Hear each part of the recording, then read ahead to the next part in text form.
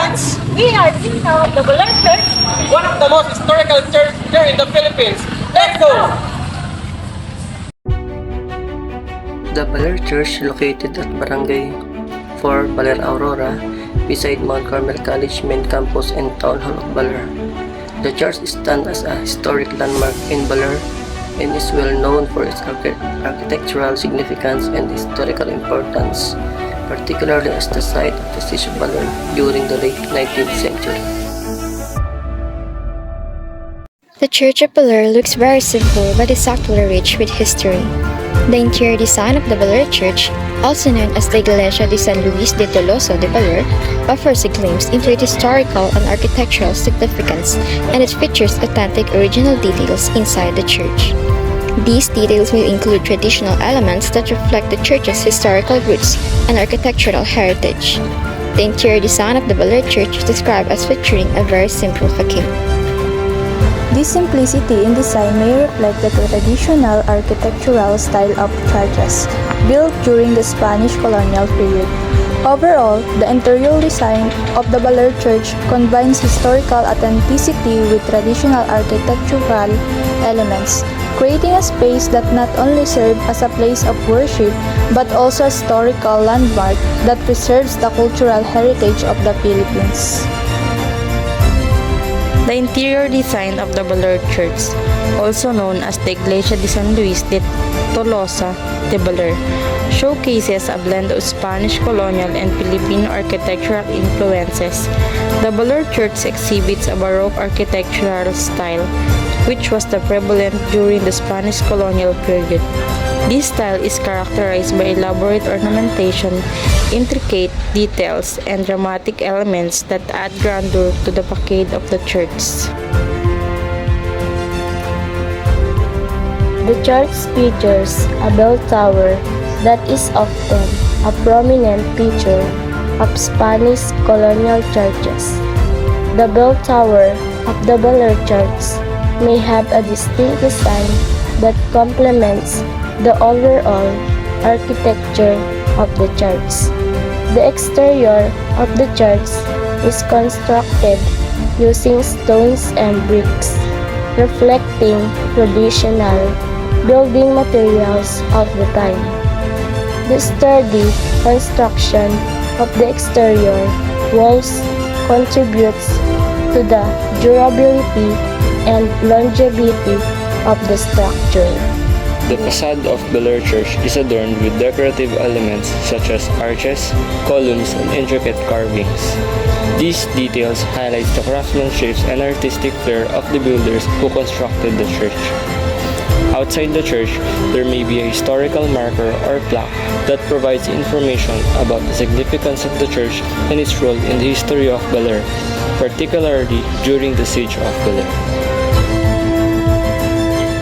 Church is often set against a backdrop of lush greenery, adding to its picturesque setting.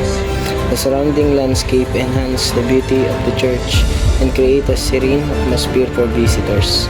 Overall, the exterior design of the Baler Church is a testament to its historical and architectural significance, blending Spanish colonial influence with local Filipino craftsmanship to create a visually striking and culturally rich landmark in the town of Baler.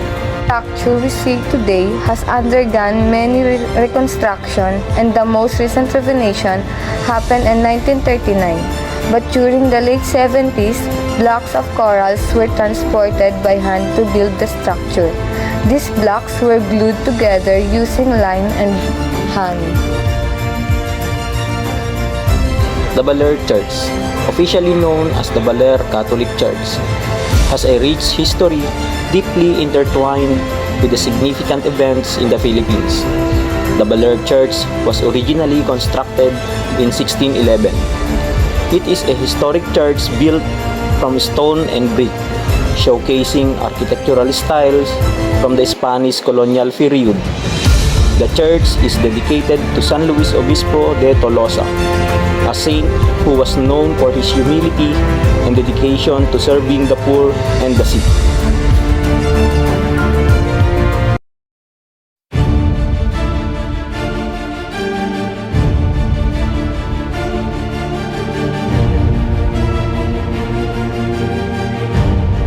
most notable events in the history of the Baler Church is the Siege of Baler, lasting from July 1, 1898 to June 2, 1899. This siege was a battle of the Philippine Revolution. Filipino revolutionaries laid siege to the fortified church defended by Spanish troops for 337 days. The siege took place after the end of the Spanish-American War and the signing of the Treaty of Paris, which ceded the Philippines to the United States. The Baler Church is often referred to as the last Spanish garrison in the Philippines. Due to the role of the Siege of Baler, this historical event symbolized the resilience and determination of both the Spanish defenders and the Filipino revolutionaries.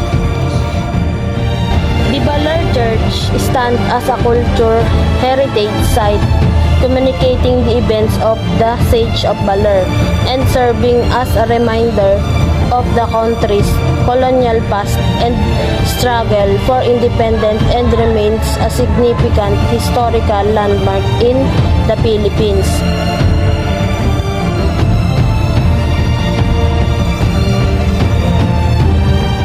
Baler is a 2008 romantic war film that served as the official entry of Viva Films in the 2008 Metro Manila Film Festival. The movie stars Ann Curtis and Jericho Rosales, and that tells the story of a love affair between Felisa, the daughter of rebel commanders, and the Celso, a half-Spanish soldier. The plot is set during the final years of the Spanish regime in the Philippines. Couple faces challenges in maintaining their forbidden love amidst familial and political tensions. The film revolves around the Siege of Baler, a historical event where a soldier of Spanish valiantly defended Baler against Filipino forces for 337 days in 1898. The movie depicts the forbidden love that blossoms between a mestizo soldier and a Filipina woman during this turbulent time.